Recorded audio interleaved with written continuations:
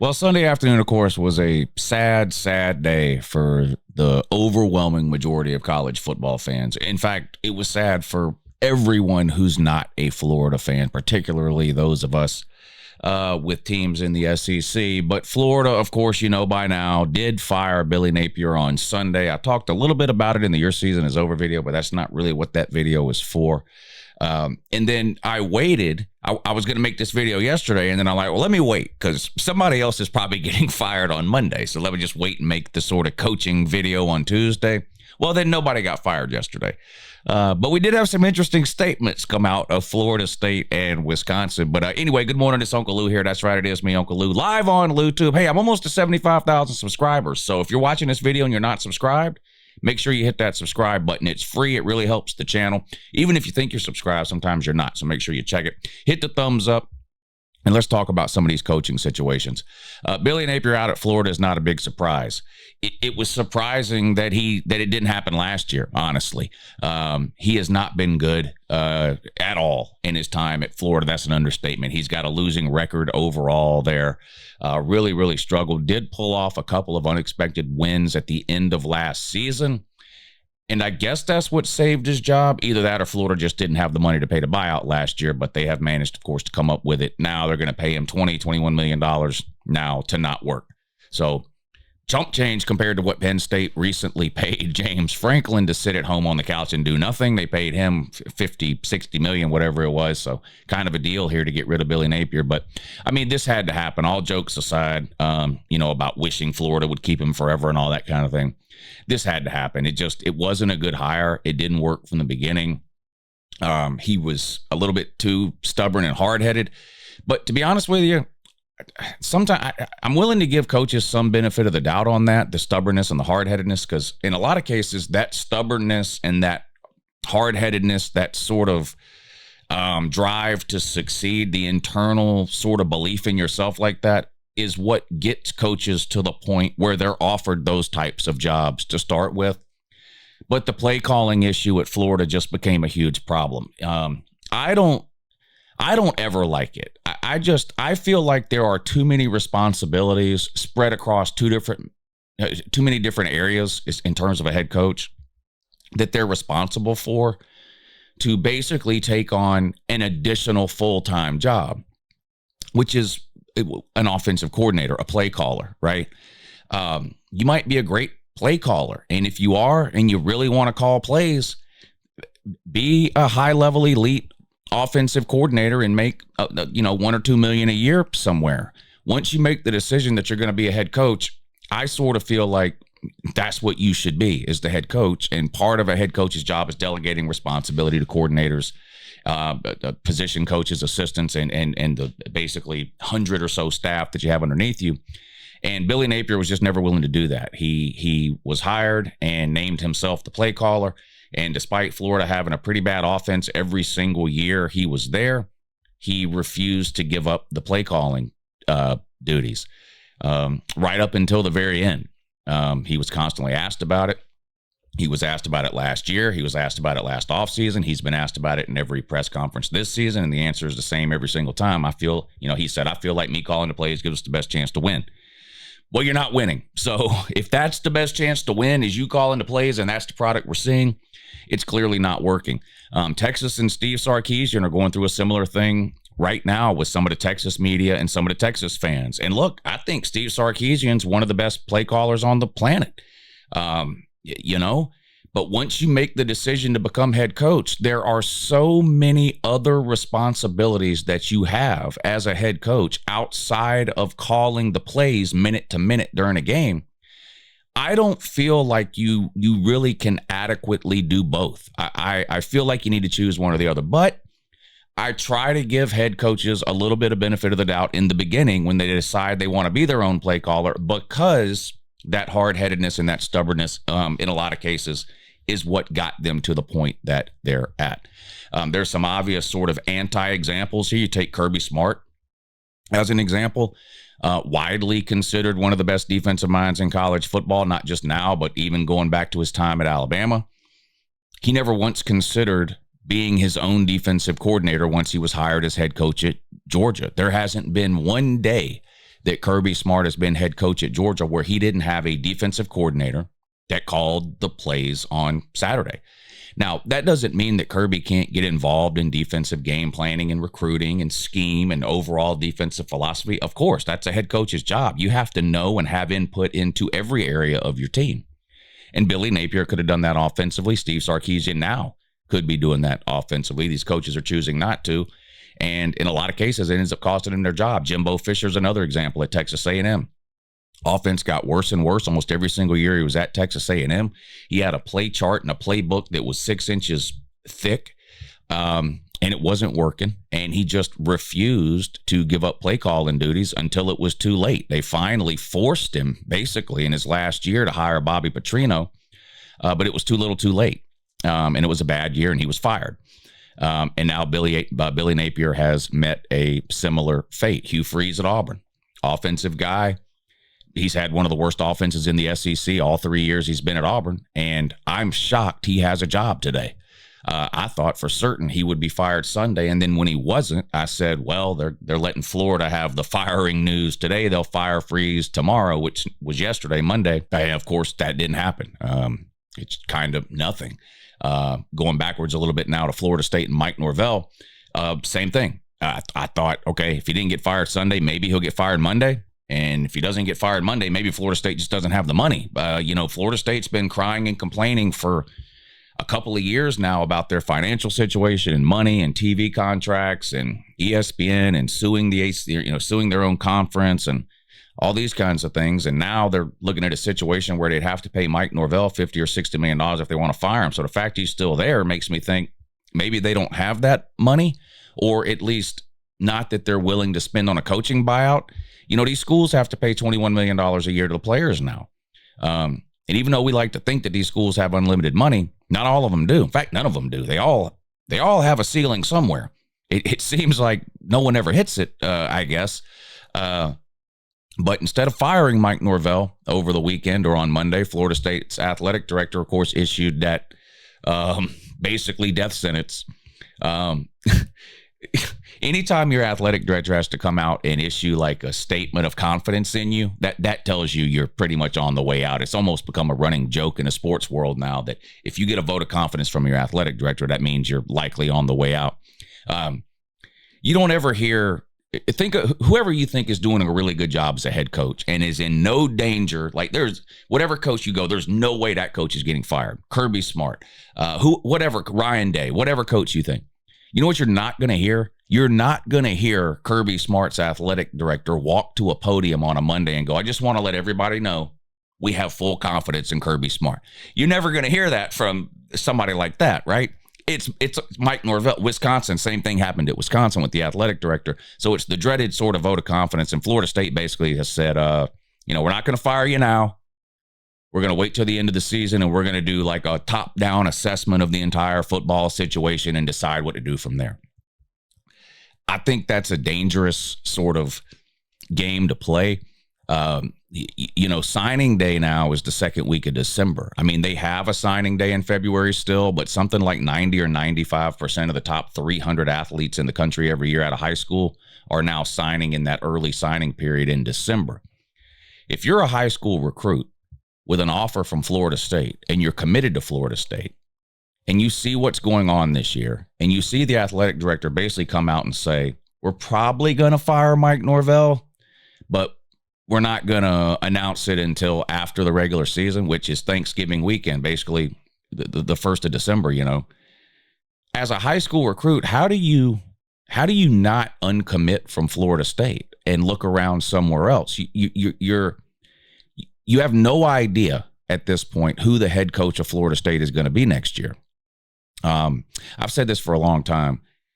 People debate about when the best time is to fire a head coach. Should you wait till the end of the season? Should you try to be the first one? James Franklin or UCLA or Virginia Tech do it early in October. Should you do it around Halloween? Like, when's the right time to fire a head coach? I've always said the right time to fire a head coach is the minute you decide that he's not going to be your coach next season. If that's now, whether you're Florida State, whether you're Auburn, whether you're Wisconsin, There's other teams we'll talk about. Whenever you come to the conclusion, our coach today is not going to be the coach next season, that's when you should fire your coach. I don't believe in waiting.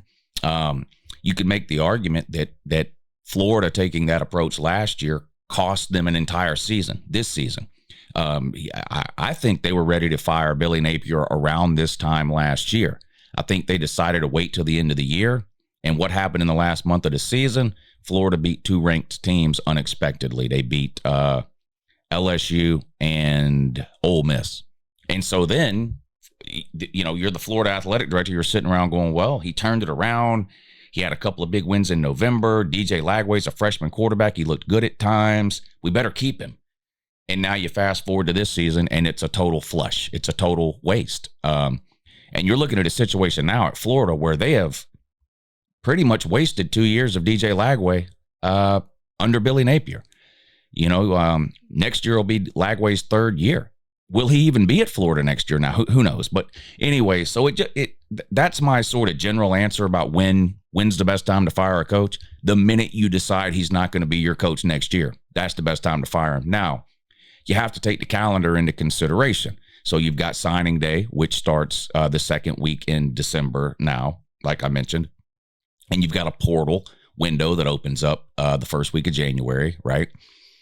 You need to have coaches in place well before those things happen. Talked about the recruiting angle, but I don't know how you're a high school senior right now committed to Florida State and you're not second guessing or you're not uncommitting, reopening your recruitment, scheduling official visits other places. I've never been a high-level high school athlete who had scholarship offers all over the country, but I would think that if I was, and the school I was committed to was about to fire their head coach, or I wasn't sure who the head coach was going to be, there's pretty close to a 0% chance I could comfortably commit to that school. I guess there's a few exceptions. If you're talking about an in-state kid, maybe somebody that grew up in the Tallahassee area or in Florida or wherever, really, maybe they grew up in a Florida State family and they just love Florida State and that's where they're going to go no matter what. I guess maybe I could see that happening.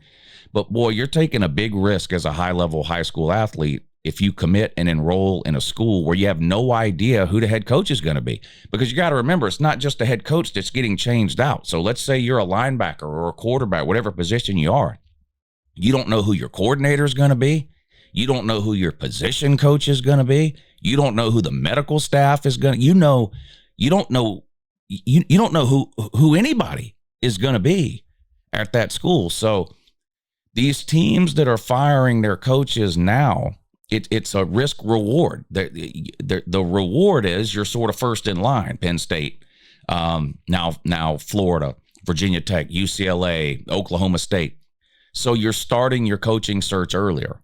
The risk is you've got kids that are committed to you, and now you've got no head coach. So, keep an eye on these signing classes for schools like Florida, in Penn State, and whatever else may happen over the next couple of weeks, whether it be Florida State or Auburn. There's some smoke around Brian Kelly at LSU. Now, I'm less kind of certain on the LSU deal. I'm pretty certain Hugh Freeze and Mike Norvell are not going to be the head coach at Auburn and Florida State next season. I'm 99% sure on both of those. With Brian Kelly, it's closer to 50-50. There are some LSU fans who are getting a little stir crazy with some of the things that are going on at LSU, but let's keep in mind here, LSU's got 2 losses. Now, do I think they're going to run the table and go 10-2 and make the playoffs? No, I don't think that. But they're not Florida. They're not Auburn. Auburn hasn't won an SEC game. Florida's been a disaster under Billy Napier for now 4 years in a row. These are obvious. Mike Norvell at Florida State, this is his 6th season. He's had 4 losing seasons out of 6 years. He has to get a portal quarterback every year. Like, he hasn't recruited and developed a quarterback that's capable of playing. Like, so those are obvious sort of, that's not working. They got to go a different direction. With Brian Kelly, he's had a Heisman winning quarterback. He's played for an SEC championship. He's never had a bottom out year. He hasn't had a single year as bad as Billy Napier's best year or Hugh Freeze's best year. A bad year for LSU and Brian Kelly has been 8-4, 9-3. They haven't had the 5-7, the 6-6, the 7-5. Now, if they lose 3 or 4 more games here over the course of the next 6 weeks and they finish the season 7-5, if you'd asked me at the beginning of this year, is there any chance Brian Kelly gets fired? I would have said no. I don't care if he goes 6-6, he's not getting fired. I didn't think these schools were going to be willing to pay these huge buyouts anymore. I obviously was wrong. If Brian Kelly goes 7-5, there's a chance they pull the plug on him. If he goes 8-4, I think that's a tougher decision to make, especially considering the record his first 3 years, which has been, again, 9-3 generally, 10-2 some years. And if he goes 9-3, I think they'd be crazy to fire him. I mean, I know it's LSU. They want to make the playoffs. I get all that. But, boy, it's, with James Franklin at Penn State, he was there, 12, 13 years, whatever it was. You have a long enough sort of sample size that you can look at and go, hey, he's never going to get above this type of thing. We got to go a different direction. Brian Kelly been there 4 years. I don't know. It seems very risky, the LSU thing. Luke Fickell at Wisconsin, I feel like has to go. Penn State ought to take a long, hard look at Wisconsin because that could be their future. Wisconsin used to win 8, 9, 10 games in their sleep every year. Now, they never won more than that. They had a hard ceiling right there. They never got over the hump, sort of like very similar to Penn State, actually. They decided to sort of roll the dice, take a chance. They went out, they brought in Luke Fickell. Now they struggle to get bowl eligible every year. Another example where it went south in a hurry, Nebraska. Remember Bo Pelini? Yeah. They were tired of him winning 9 games. So they got rid of him. How'd that work out? They didn't make a bowl game for 10 straight years until last year. First time they'd made a bowl game since firing Bo Pelini. So there are no guarantees in the world of coaching. You can think you have a home run hire and it can fail miserably. You can end up getting your 5th or 6th choice and it can be a home run. There's so much involved in what makes a coach successful or not. There are no guarantees. But Billy Napier being gone at Florida is a sad day for the rest of us. If I had to put my money on the next one to go, it would be maybe Freeze at Auburn. If they lose this weekend, or any weekend from here on out. I mean, he's on could get fired watch pretty much every Sunday from now through the end of the year, I think. Hugh Freeze, Mike Norvell. Florida State just can't keep him. They're going to have to come up with a way to find that money for the buyout. He's been terrible there. Luke Fickell at Wisconsin. Those are sort of 3 obvious ones to me. Hugh Freeze at Auburn, Mike Norvell at Florida State, Luke Fickell at Wisconsin. Those are the 3 sort of power 4 now, I guess we're calling it, head coaching positions that they got to make a change. And then you get a little further down the list and you're like, okay, what about Brian Kelly? Shane Beamer at South Carolina is another one. I don't understand why South Carolina fans want him gone. The guy was 9-3 last year, had you this close from the playoffs. And no disrespect intended, this is South Carolina we're talking about here. They don't have some, rich tradition of winning there. He has exceeded expectations almost every year he's been there. Now, this year is bad. There's no question about it. A lot of hype coming into the year with Lenore Sellers. He was on Heisman watch lists, and it's been a massive disappointment this year for South Carolina. I'm not trying to sugarcoat that at all. But what is Shane Beamer, the 2nd or 3rd best coach they've ever had?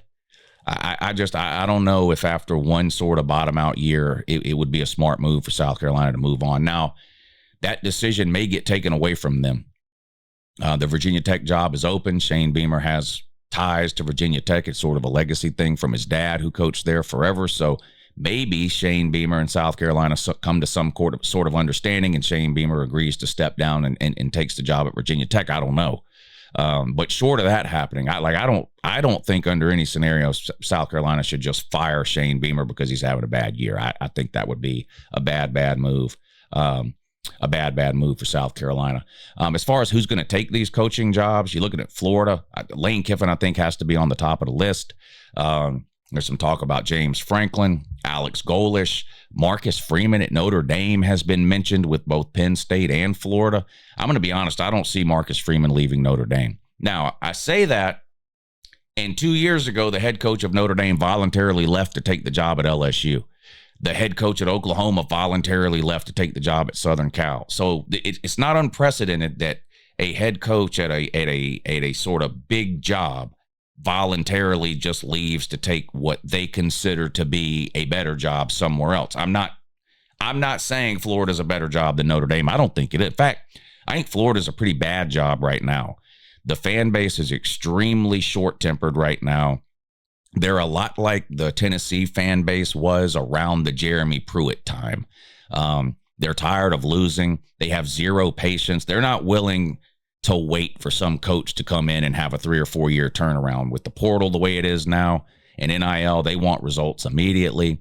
Florida's athletic department is a complete mess from the top down. They've not just the athletic department, the entire administration at the University of Florida. They've got no school president right now. Well, they do, but he's an interim president. He was voted down because of some weird political disagreement between, I guess, him, the Florida administration, and Ron DeSantis, the governor of Florida. I'm not even going to get into all that, but so he hasn't been named sort of a permanent president for political reasons. The fans don't like the athletic director, Scott Strickland, but because the president is an interim, he can't fire Scott Strickland. They don't want Scott Strickland to pick the new coach, but they're tired of Billy Napier. But as long as Scott Strickland's there, he's the one that gets to pick the new coach. But then they say, well, no, the boosters are going to pick it. You can think that. You can say that. Scott Strickland's the one that's got to sign the paperwork. So it's just a mess there. We'll see what happens. But anyway, wanted to get a video out with sort of my rambling, nonsensical thoughts about some of the things that are going on in the world of college football as it relates to head coaching. So there you go. I think it's going to be a wild next 6 weeks in terms of the coaching carousel. I think you're going to see a lot of jobs come open. And here's the other thing that doesn't get talked about a lot when you talk about this. Everybody wants to talk about this coach might get fired, he might get fired, he might get fired. Okay, so who's going to take those jobs? Well, what about the coaches that aren't getting fired but might leave where they're at to take those open jobs? Mentioned Marcus Freeman, but there's other names out there. Brahm at Louisville is a hot name right now. Now, he's a Louisville guy. I don't think he would leave. What about Clark Lee at Vandy? He's a Vandy guy. Matt Rule, would he leave Nebraska to take the Penn State job? So you know all these jobs that are open or about to come open because their coach is going to get fired. What we don't know is the jobs that are going to come open because sitting head coaches voluntarily leave to take other jobs. So it's going to be a literal carousel here when it comes to the coaching world over the next 6 weeks. It's going to be wild. But anyway, that's my thoughts on it. I appreciate you watching. Have a good morning.